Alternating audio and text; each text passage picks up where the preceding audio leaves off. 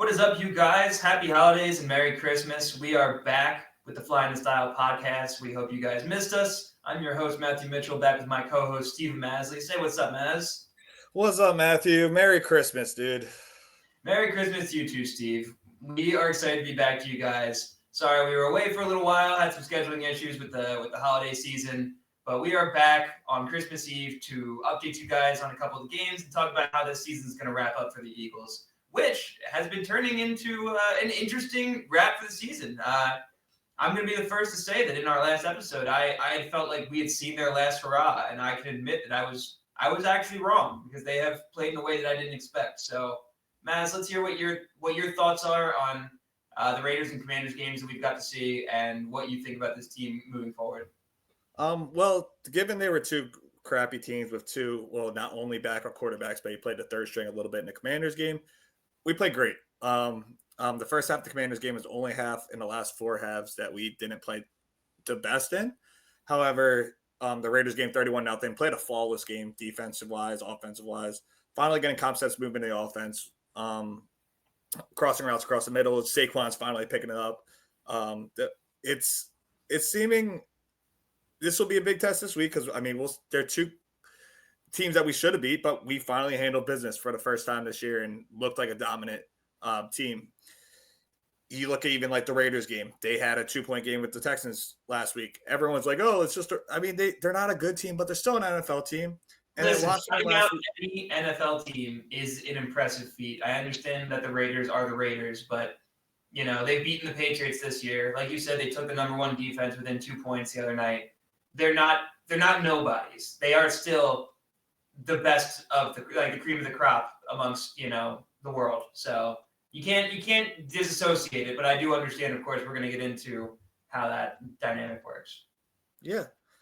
This Commanders game started off a little rough. Will Shipley fumbling to start off the game, but our defense stopped them for a field goal and then for a touchdown. And then we kind of went stagnant because of Jake Elliott missing kicks. For half, we were down 10-7, and then we ended up pulling out in the second half and dominating. We were up 29-10 at one point, which basically I counted the final score with Tank Bisbee getting a touchdown, which was pretty cool. Tyler Steen was fighting everyone. It was interesting. We're going to see him in 2 weeks, and it was interesting, end to the game, I would say. It was an interesting end to the game. Do you know if Tyler Steen got any repercussions for that? Other than get kicked out. I don't believe it, not in terms of suspension or anything like that. I would imagine he probably got fined, but I don't believe he got suspended for anything. Yeah, I don't think he did either. I was expecting a little bit. Obviously, there's some things that happened with DK that over the weekend, which is crazy. But nonetheless, it wasn't against the fan. So good for Steen for staying healthy. Yeah, it's not something that's hurting the integrity of the sport. It's not something that's something that you've never seen before. It wasn't a fight to end all fights. It was a pretty big one. Don't get me wrong. It got pretty intense in there for a little bit, but he did take on pretty much the entire team for a moment there. But yeah. I was glad everything worked out fine. I actually love to see that kind of intensity. I thought it was hilarious to see Howie Roseman dap him up in the tunnel afterwards. I thought that was great. I'm sure Howie liked that. And I'm so here's my thing. This is actually going to drive me right into my point of why I said they were cooked a couple weeks ago and why I've changed my mind. And I know Eagles fans are quick to do this, so I'm not going to act like I'm adverse to that. I wasn't fully giving up on the season yet. I will give myself that benefit of the doubt, but I was having a hard time seeing them turn it around mentally from where they were based on the way that Chargers game went. To be at an all-time low with the team and to get that close to a win against a good team and have it drop out of your hands, especially on a play that just didn't need to happen and you were already in scoring position, yada, yada. So it was a game that you had and lost. And I had a hard time seeing them regain their mental confidence and fortitude coming off of that. I had a hard time seeing them reinflate themselves. And to be fair, I didn't see them coming out and having a perfect 31-0 game the next week. I just didn't picture that being a possibility. And I wasn't considering it being a possibility. I said that if you go in and have good games against the Raiders and the Commanders, it's not going to give you the confidence you need because they're bad teams. But what I have seen these past 2 weeks is something I did not expect to see. And it's A, we've actually seen the offensive play calling change. B, we have seen the confidence in the players actually shoot up exponentially, and we're seeing them play with emotion and confidence for the first time all year. And C, again, the thing I keep going back to is pride. They actually look like they've got something to go after, and they look like they have motivation again. I don't know where it came from. I don't know what got them going, and that's why I didn't think it was possible for them to do it. But color me surprised. Couldn't have been happier. They've been playing the past 2 weeks the way I've been begging them to play all year. And like you said, against two bad teams, so I'm not going to, blow it out of the water. But as I was trying to say earlier, you can't diminish the fact that these are professional NFL teams, and you played very well against them. The Commanders, I think, was a little bit rough to start, like you said. I think that the offense was mostly flowing and then was getting a little bit stagnant towards the red zone. And Jake Elliott missing kicks was really hurting momentum. But again, a bad team let you, stay the course, didn't break your rhythm, and you got back on track and, put foot to ass basically for the rest of the game, which was awesome to see. But and it's a divisional game, so I never like to diminish that either. Yeah. No, of course. Sorry, you go ahead. It's your turn. No, I was literally gonna ask you. So given that they're both subpar teams, obviously the Raiders are playing for the first pick this week, and the Commanders are bottom of our division. How much can you take away from these games as if we play bad in this Bills game coming up against a playoff team and maybe the AFC front runner for the AFC type championship, from these two games, can you take, even if we play bad in the next game, can you take good things away from this, or how much or is it just like you got business done, close the door, move on to the next? Because I think in the Commanders game, I finally saw Saquon this year have his best game. I know it wasn't the most yards he had, but this was a couple runs there, that touchdown run, and then he was finally breaking tackles, finally getting moving. It seemed like he found his confidence a little bit back, which we haven't really talked about all year because he doesn't really go out to the media and complain, all the time.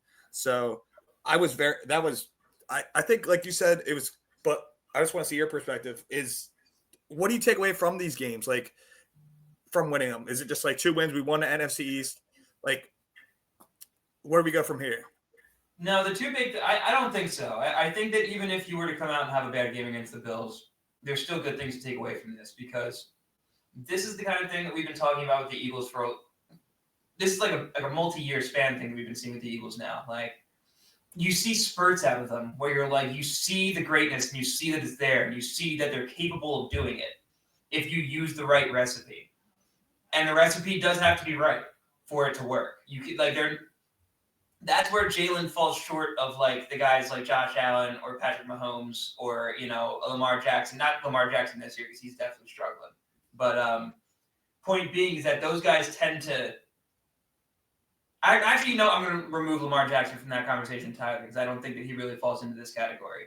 But I think that those guys in particular are able to elevate their team when the guys around them aren't performing. And not that Jalen doesn't do that, but Jalen does need the people around him to be doing their job for him to do his job to his absolute best too.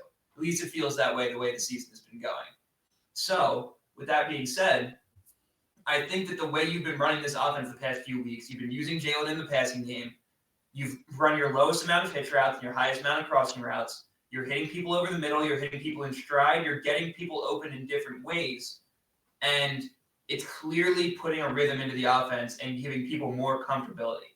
And with Jalen running and using that as an option, now you're seeing Saquon get a little bit more open, get a little bit more space, and get a little bit more confidence in hitting the holes as well, because now you've got that extra linebacker a half a step behind where he used to be.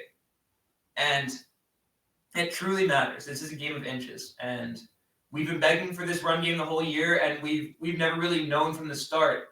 People have been asking this since the beginning of the year. Are they holding stuff back? Are they holding it to the end of the year? Do they want to wait? It felt silly. It still feels silly. But now you are starting to see it right here at the tail end of the season, and it's working. What do you think? Is that something that could be real? Do you think that they potentially hold think about it as of last year, where you had Jalen running all year, and then right at the end of the year he got hurt. If you do it the backwards route, if you can still win without Jalen winning, but then have it on the back end, do you think that that's possible, or do you think that's just a too far of a stretch? I think it might be possible in only the case of Hurts. I don't think Saquon, because they I still would certainly get don't more think it's the case touches. with Saquon. This is more of a Jalen thing. Jalen thing, it's definitely possible. Um, I don't believe that the concepts of not running crossing routes and all the things all year were Yeah, no, that I don't agree. something. You've heard my qualms with the passing offense Yeah, plenty of yeah. times. But running him and doing direct, it, it's possible. I guess it's definitely possible because you don't want to get him hurt. I mean, they want him to be healthy, and I guess the way this season played out. I mean, we're the first team to clinch our division in the entire NFL, which is pretty insane. It That is no other like divisions they're all so close for first place, and ours is just happened to be the one that's you know blown away, and no one even like the Carolina Tampa Bay like that's a worse division. However, really it's exciting still finish. close. Even But the Saints are clawing into it, aren't they? Aren't they like relatively close, or am I crazy? oh, The Saints? yeah, they're relatively. I mean, they're 5-10. Oh, okay. They're No, not going to you're win. They right. But can't win it. But they've been making it interesting. They've been beating people like that need to be beat.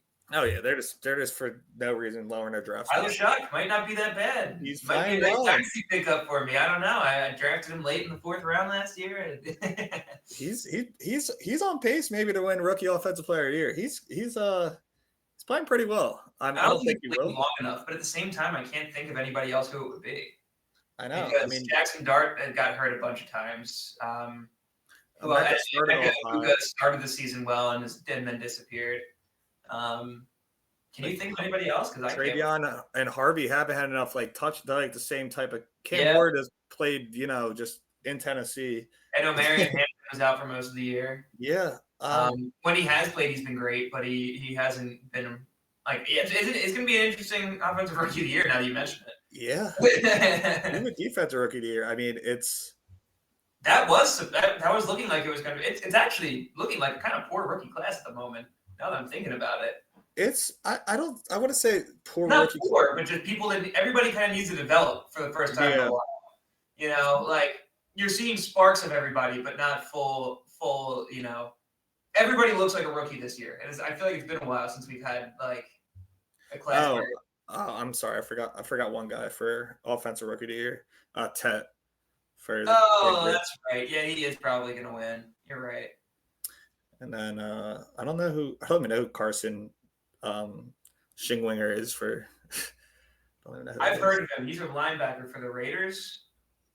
is. Yeah, he's the favorite at -600 to win defensive rookie of the year. So Was I right? Was he a linebacker for the Raiders? I I don't even know. I just feel like I recognize. I think he's a linebacker at the very least. I don't know if he plays for the Raiders.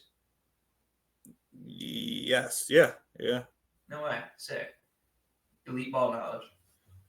Yeah, and then there's by now. Anyway, to that point and everything, where was I going with this? We got off track. We got sidetracked pretty good. We got sidetracked pretty quickly, but we still have a chance at the 2 seed, believe it or not. That we do, which is pretty impressive. The Bears getting their crazy win is insane, but with that being said, a lot of people have speculated, obviously, that it's not going to be the case, and it's too late into the week for things to change. But there was talks about whether you take a 2-week bye and just sit your starters for the Bills and the Commanders because the difference between the 2 and the 3 seed really isn't that drastic of a difference. How did you feel about that conversation? How would you have handled it? And how much do you think the 2 seed versus 3 seed matters? 2 versus 3 seed. I mean, you get an extra playoff game if you get the 2 seed. You get an extra home game if you end up going to the semifinals. I would like the 2 seed. We had 2 seed last year. That was cool. I think playing for the 2 seed, if we were to win this week, I would play for the 2 seed. The Chicago has to play the Niners and Detroit in the last 2 weeks. I know Detroit's kind of on the out and out. They have a very slim chance Green Bay doesn't have a quarterback this week unless Jordan Love ends up playing. So did you see speaking of quarterbacks, did you see the Christmas quarterback matchup now after last week?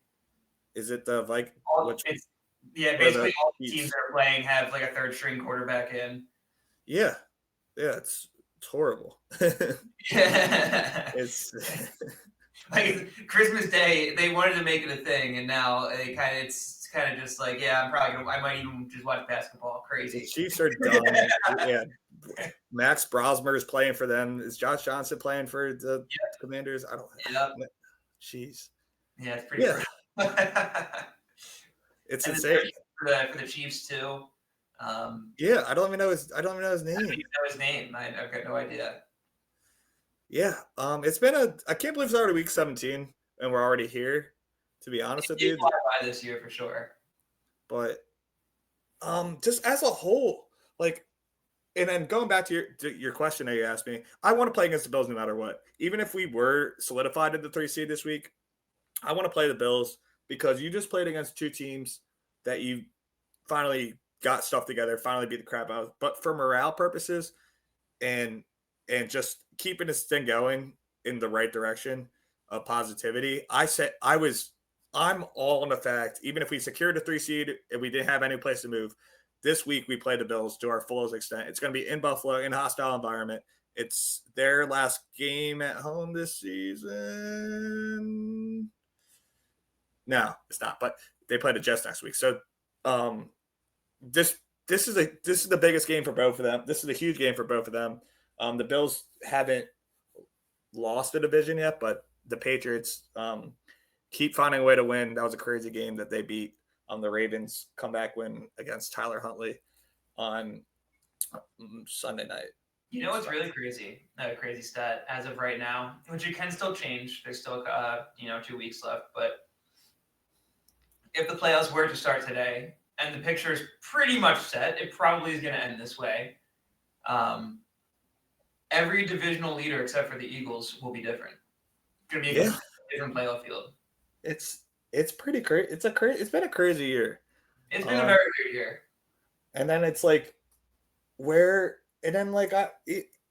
my roommates were asking me the other day, like, who's comes out of the AFC?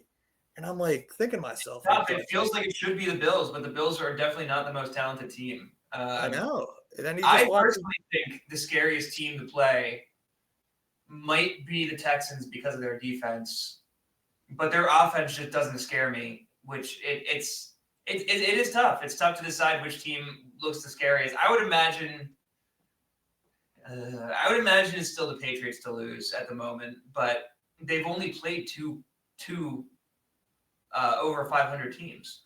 I mean, then the playoff. I'm not saying Drake May's not built for the playoff. Yeah, exactly. That's what I mean. Like, how it's hard. It's one of those situations where it's very difficult to give them the credit that's due. But this goes back to like when the Eagles also had a super easy schedule. We're just blowing through it, and everybody was like, "Oh, the Eagles aren't real." Like, I mean, you can use your eyes. Like the Eagles were real that year. It was really annoying to try to defend the fact that they don't get to make their schedule. And it's the same thing with the Patriots. I think the Patriots are pretty much the Commanders of last year, where they're riding on a high with a rookie that's playing great, and an NFL that doesn't have reads on them yet, and they're riding high, but they're too young and inexperienced to get the big game yet, in my opinion. So I don't really see them as contenders quite yet. But at the same time, it's hard to deny what they're doing, and sometimes the Commanders made it to the championship game last year. Sometimes, yeah, I mean it's. And they might also get the 1 seed or the 2 seed, depending on what the Broncos do. They played the Jets in Miami the last 2 weeks. Like, so they could. And I wouldn't forget about the Broncos too. They're another team that I constantly forget about because they're in a close game every single week, but they are scrappers and their defense is good too.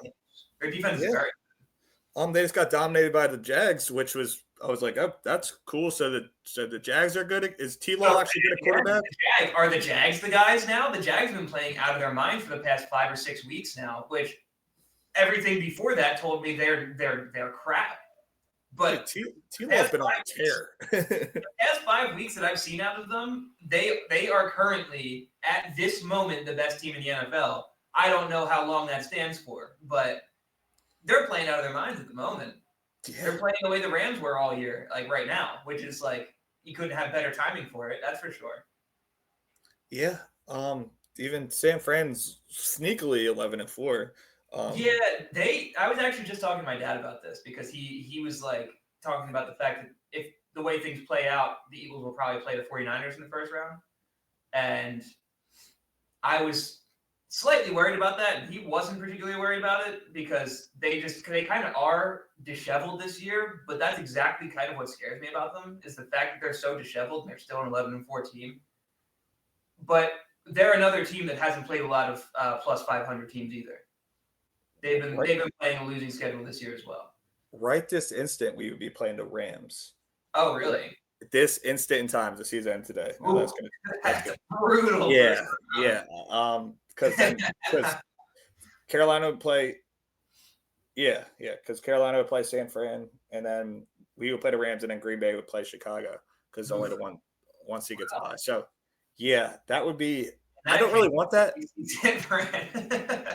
I rather if San Fran. I would like Seattle. I would rather not play Seattle in Seattle. I'd rather play Seattle too.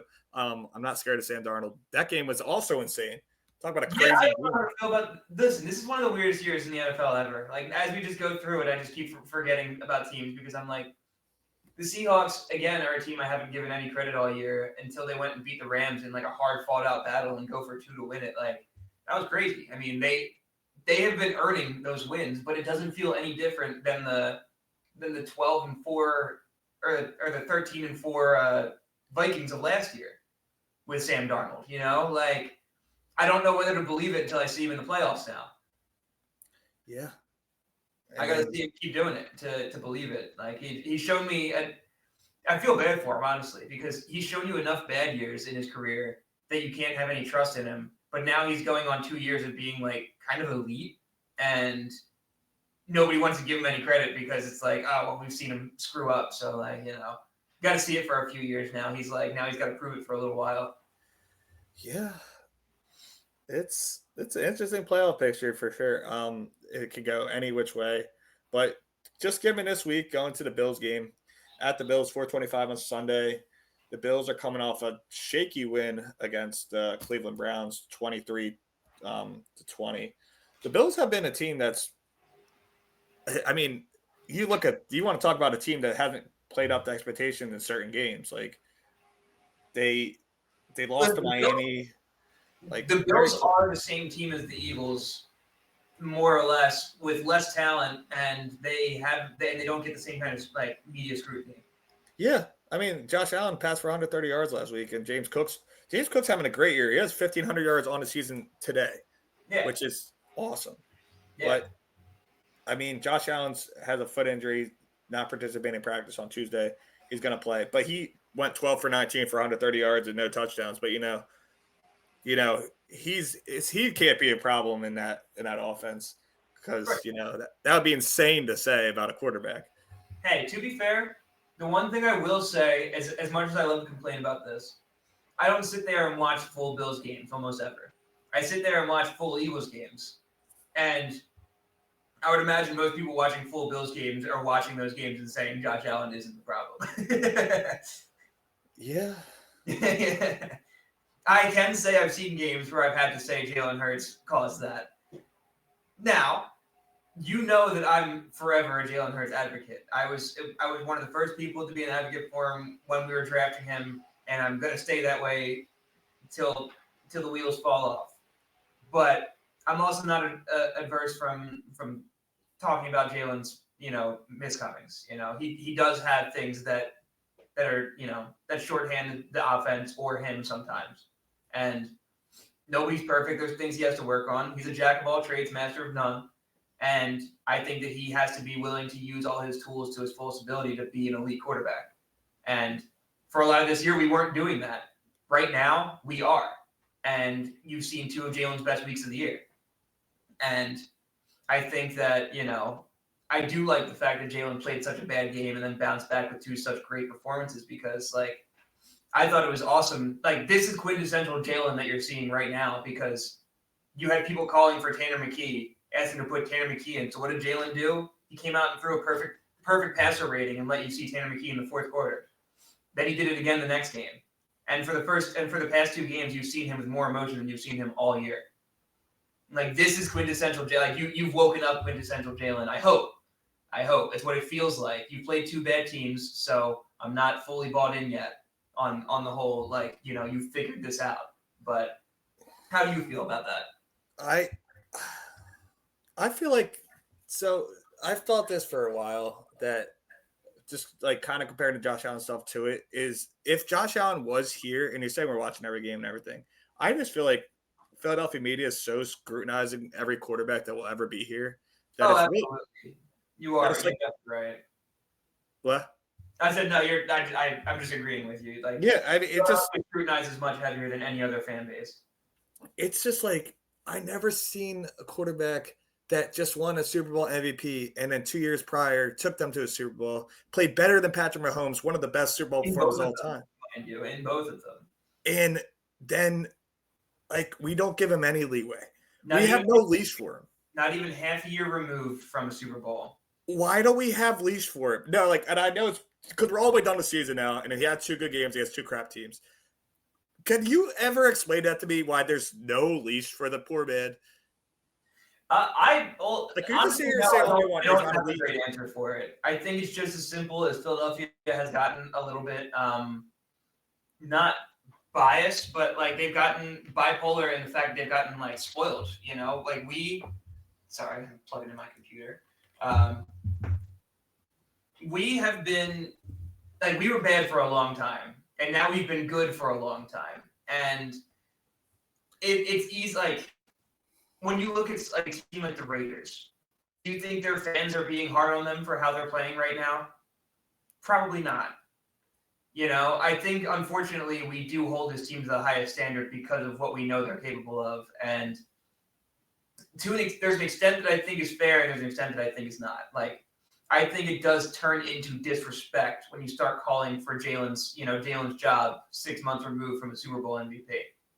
That's insane. Like, your lack of faith and your lack of, your like understanding how things develop is just ridiculous. Like, have some patience. God forbid, even if we don't win a Super Bowl this year, you get to keep playing and do it over again. If Jalen does this for 5 years, I get it. But Jalen, in 5 years in his career, has taken you to 2 Super Bowls, more than you saw in your lifetime before he showed up. And won one of them, again, same amount that could have been in your lifetime before he showed up. And he played the best in both of them. And like, what if you were drafting a quarterback and gave them a 5-year plan and said, this is what we want out of you in 5 years? What do you think it would look like? I mean, it would look like Jalen Hurts' freaking resume. Like, it'll be a lot to ask too. It would be a lot to ask. So yes, like, unfortunately, there's no breaking the spoil out of this city, and that always frustrates me as an Eagles fan, because I 100% think people need to just be willing to let things develop and let things happen before you just make drastic decisions. And I'm not completely like, an exception from that. There are times where I get frustrated about things and want a drastic move made, but never something like not a quarterback, not the guy. Like, you don't make a decision like that, lightly. People don't understand what goes into that and how big of sure, you think you want to get rid of Jalen Hurts? All right, then talk to me in 6 or 7 years when we get good again. I think people, again, another situation people are spoiled by is Jalen Hurts. Jalen Hurts stepped in out of a backup quarterback role and filled it in perfectly and stepped right into the starting role. That doesn't just happen every time. That doesn't just always happen. If people are spoiled over here, and people need to understand that. Like, this team right now is 10-5. They played 3 bad games, and we were willing to throw the season in the toilet. Myself, almost included, more like 80% included. We need to, stop being so drastic about everything and just let things play out for a little bit and just see where things go, because we are too harsh as a city. I think there's a good side of it and a bad side of it, because it does get people motivated. And I think guys like Jalen and Saquon are perfect examples of the kind of guys that this city can motivate. But then you've seen opposite sides of people where you've seen like the Sixer side of things, where you see like a Ben Simmons or a Markelle Fultz, where it just absolutely crushes their mentality, or a Carson Wentz. Some people can't handle it. I wish we were a little bit more normal of a fan base so that we could just not run people out of town and ruin their mental health. But it's good and bad. It would be nice. Just going into two problems before I wanted to address that I was just thinking about. One, the tush push 2 false starts in the Commanders game. Is the tush push a dead play at this point? Is it a dead play? No, but I do think that they need to start going back to making it more creative and not just going head on doing the same thing every single time, because I think people are starting to catch on and people are getting better at stopping it. I think that's become clear. So I think you should have more of those little, outside passes, like, those little turnaround handoffs on the outside, or just run it to a different gap, or run a hot pass. Just change it up a little bit. It's no different than using the read option and how it frees up the run game. Like just having them second guessing will give you that's enough of a step. All right, and then 2, I like that answer, so I'm just not going to elaborate on it anymore. 2, going into last Super Bowl, we had a similar situation with Jake Elliott. Jake Elliott missed 2 field goals in this game. We ended up going for 2 at the very end of the game to kind of just, I don't know if Sirianni was trying to send a message. Obviously, we went up by 3 scores at that point. I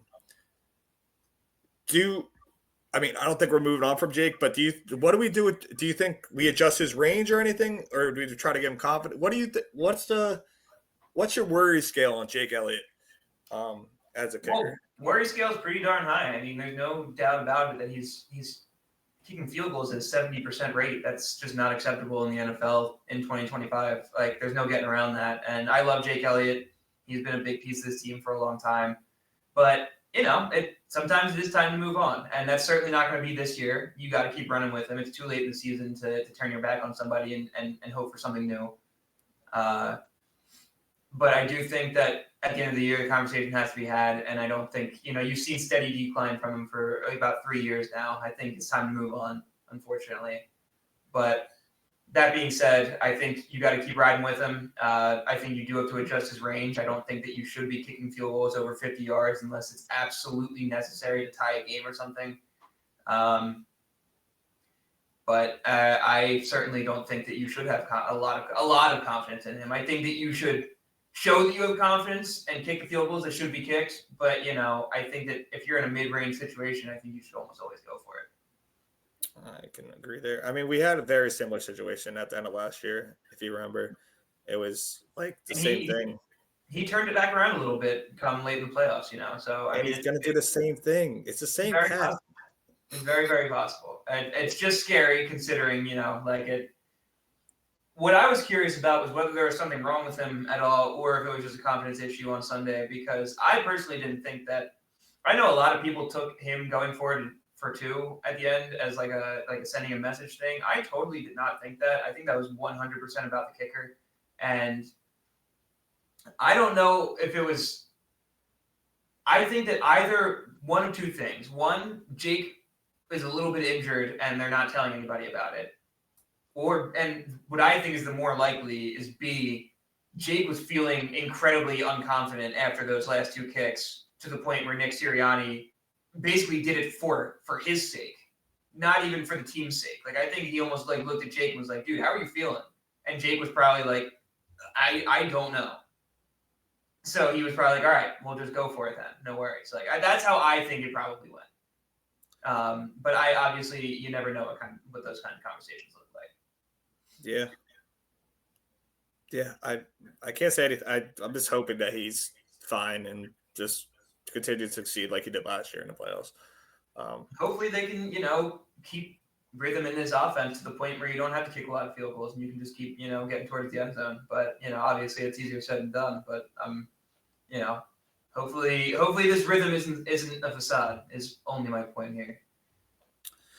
All right. And then getting into this Bills game on Sunday, how you feeling What are your thoughts, and how do you see this game going? Well, it's hard to say. I don't feel great about the team right now. Obviously, we're coming off of, playing two bad teams, so there's still a little skepticism in there. But I think that the Bills are also a little fraudulent. I don't think their defense is anything particularly stellar. And outside of Josh Allen, I don't think that they've got a lot of weapons on offense either. So honestly, I think that we should be able to handle this game. Huh? Oh, and James Cook. Sorry. Sometimes I do forget about James Cook. Yeah, But he's kind of easy to forget about. That's why teams I get know. gashed by him. But yeah, I mean, it's certainly going to be a close game. I have a hard time seeing it not being a close game, but I do think the Eagles are playing in a way that they're playing the way that I've wanted them to play all year. And if I'm correct in feeling that way, then I shouldn't have any worry about them losing again. So I'm going to say they're going to get this one. I'm going to do it. I'm going to go back. I'm going to revert. I'm going 31-28 for the Eagles. I'm thinking that they're gonna keep it close, tight, and it's gonna be a back and forth punch battle the way it kind of was last time. I'd even see them taking it up to like an 8 to 10 point win, and making it more like a 20-31. So it'll be interesting to see how they handle this game and if what we're seeing has been real or not. Yeah, it's gonna be in Buffalo. I'm gonna go 27-24. I think it's going to be coming down to a close game, and Jake LA is going to have to win it for us. That would be scary. That would be really scary. It might be snowing in Buffalo, so maybe it'll be a kick earlier in the game. But I think it'll be close. But I really think that Buffalo is not as much as we have them over these other teams in the AFC. It's more so off of their experience, more so than the talent they have on the team right now. Yeah, and it's in Buffalo. It's going to be snowy. They're going to be loud. The only thing that makes this game so interesting is the fact that this is for sure we're playing a team that is in the playoffs. Yeah. This just gives us a gauge on whether we can handle playoff teams or not, which we've proven we can throughout this year, but with shakiness and without rhythm. Right now, how they're playing, I want to see if they can keep this rhythm going against the playoff team or if they're going to crumble again. That we will see. If we want to do it how we did it against the other playoff teams, the score should be like 17-9, but Exactly. Or 10-7.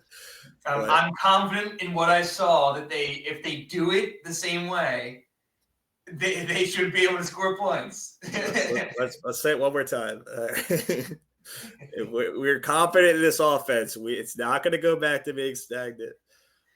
Unfortunately, the skepticism is going to be hard to get rid of with what we have seen this year. Listen, this year has been a roller coaster. We've seen a 5-game stretch of wins, a 3-game stretch of losses, like another 5-game stretch of wins, like another 3-game stretch of losses. And and I know that's not exactly the numbers, but you get my point. It's been a weird back and forth year where we go through stretches of nothing but losses and nothing but wins. We haven't been going back and forth. I don't think there's been one time where win, loss, win. Have we? No, it's been it's been loss, win. So yeah. we have our highs and we have our lows. Now we're going to a high, and hopefully we can keep it running into the playoffs. Hey, I'm excited. I'm confident. I'm excited for this game. I think it's going to be one of the best of the season. I hope, and I hope we come out with a W. It'd be great. Yeah, I'm with you. It'd be a Christmas present for everybody in Philadelphia if they can come out with a nice big dub. So, with that being said, guys, thank you. We appreciate you guys for tuning in always. If you like what we had to say here today, make sure you like that video in the corner. And if you like what we put out week to week, make sure you subscribe. We will be back talking about the playoffs as the Eagles are, which we haven't even mentioned. Well, we semi-mentioned division champs. So. Yes. Our team the only division champs, and we will be seeing them in the playoffs. So make sure you stay tuned for those episodes. We are going to be really excited about it. So I hope you guys are too. And with that being said, any final words, Maz? Let's go Birds, baby. Go Birds, guys. Merry Christmas, happy holidays, and enjoy your time off. We'll see you guys soon. Peace.